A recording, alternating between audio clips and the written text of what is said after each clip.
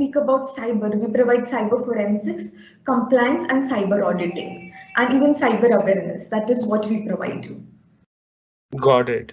Okay. So, Lumiverse is where you provide cyber forensics, awareness, compliance services, and Digital Box is where uh, you provide e-commerce services, uh, and that's what I understand. And then Digital Box is where you are functioning as a full-time CEO.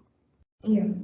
Okay, excellent, excellent. So it's like I'm handling both. So it's like CEO also and cyber forensic investigator also. Okay, so you Because are the since we have a team, so my work is just to see to it that the entire team is working properly. your job is your work is to see that oversee the team's operations in Digital Yes. Box. Yeah. Okay, excellent, excellent. So that's good to know. So how, I mean, it would be good for like how did your journey evolve from forensic investigator to a CEO of Digital Box? And how has this field treated you, and overall, like, how has been your life experience in security and apart from away from security? How do you go about, how do you keep yourself operational at the best abilities, at your best abilities? Okay, so I'll answer all your questions one by one. So I started my journey. I'll tell you how I started actually. It's a funny story. So my father is actually Mumbai ACP.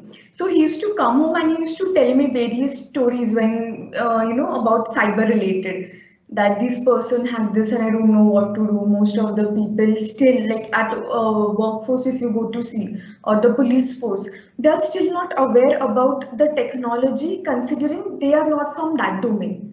So right now, if you see most of the police right now, they are engineers. But back then, like somewhere in 2013 and 14, not much of the police were from computer background or domain. They had knowledge, but not that much into detail. So when my dad used to come and ask me, I used to be like, I know how to do this. We are taught this in college. So then that's how I was very much sure that I want to pursue my career in cyber security or rather cyber forensics.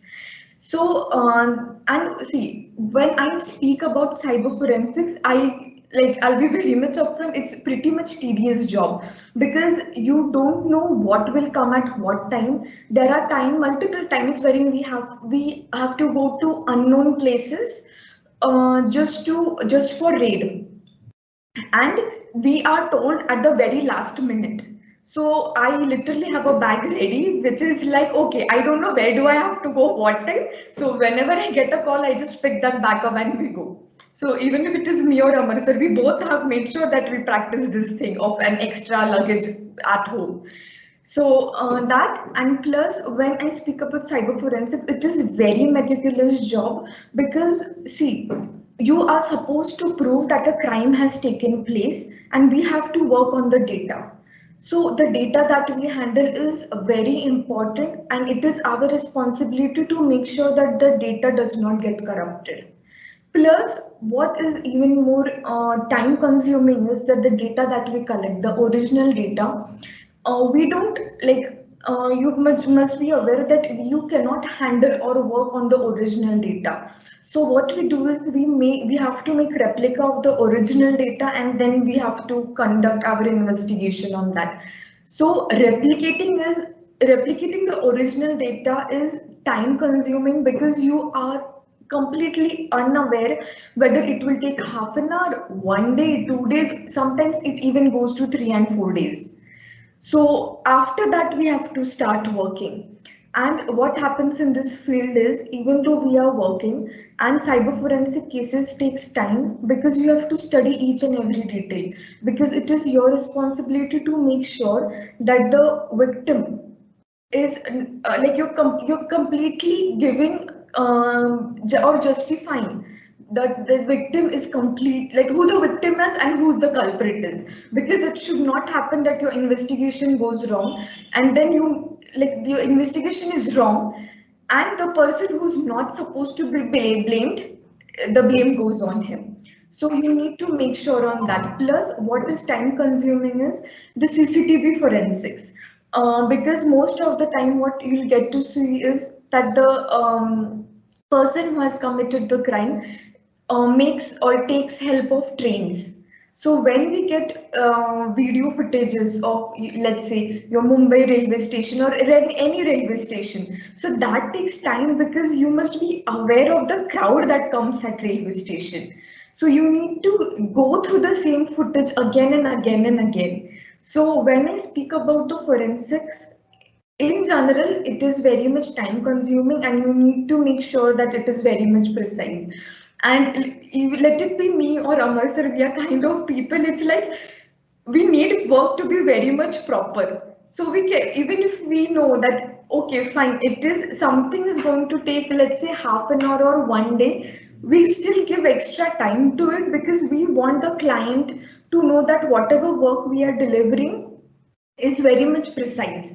So we make sure that even if we take extra days, which is completely fine, but the project that we deliver to the client has to be of the utmost quality because we want our clients to be the recurring ones.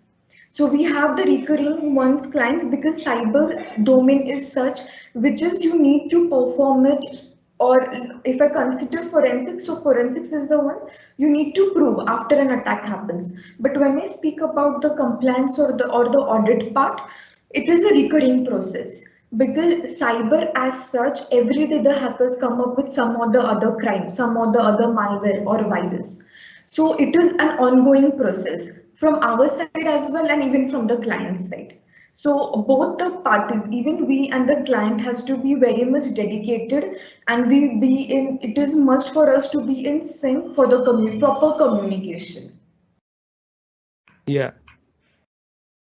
Yes, absolutely. Like forensics is work that requires a lot of precision and accuracy.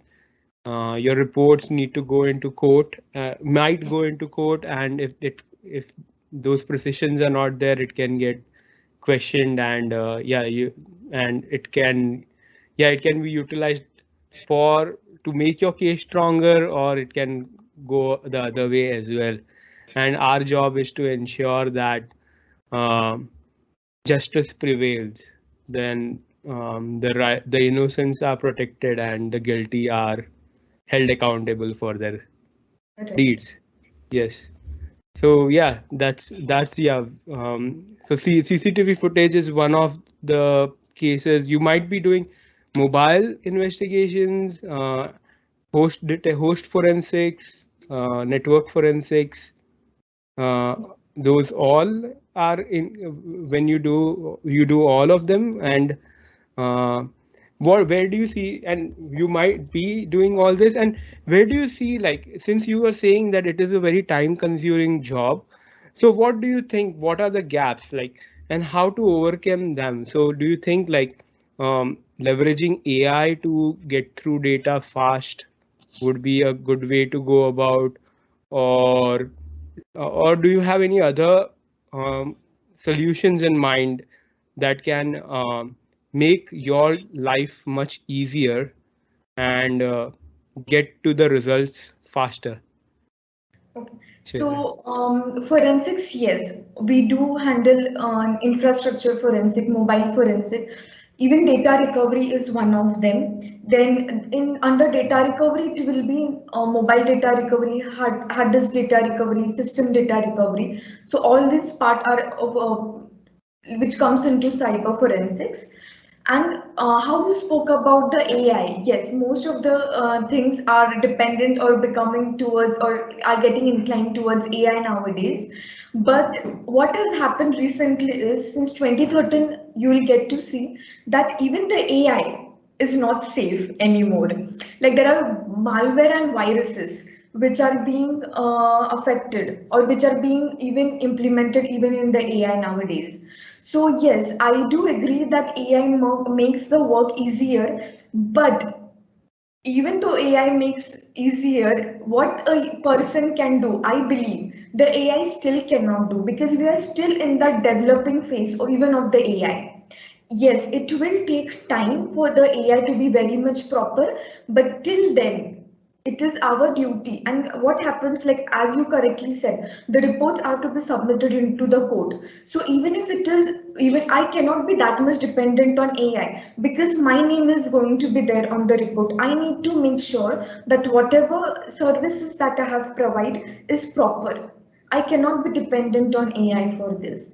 One second, there is a service called as vCISO. So what is a vCISO? It is a virtual chief information security officer. So what happens is, for example, what we are doing right now with most of the corporates and banks, considering almost 85% of our clients are banks and the rest are the corporates. So what we usually do is we tell them to go for a vCISO service. So what happens in vCISO is, if the client feels that the client, he or she or the company is under cyber attack, they can give us a call. So it is the work of the vCISO who, why is it virtual is, you or the CISO is going to help the client through telephonic conversation. So it is the work of the vCISO to help the organization and to calm the person or the CEO or the team member. Why? Because when cyber attack happens, most of the people, even if they are aware what has to be done and what not, still they are into the panic mode. They don't remember things that they are supposed to. So it is the work of the vCISO. So what the client does is, the client gives a call to us, it will be Amar sir or me, and then we'll help them with the help of telephonic conversation, and we'll tell them what has to be done, so that even if a malware or virus has is present in the network, it doesn't spread into the entire network. It sticks only to a system. So what happens if this is done, or if most of the companies or the banks or any of the client go for a vCISO service, it becomes helpful because then we are able to help them. So for example, if the virus spreads up to 100%, we can minimize it at least to 10 to or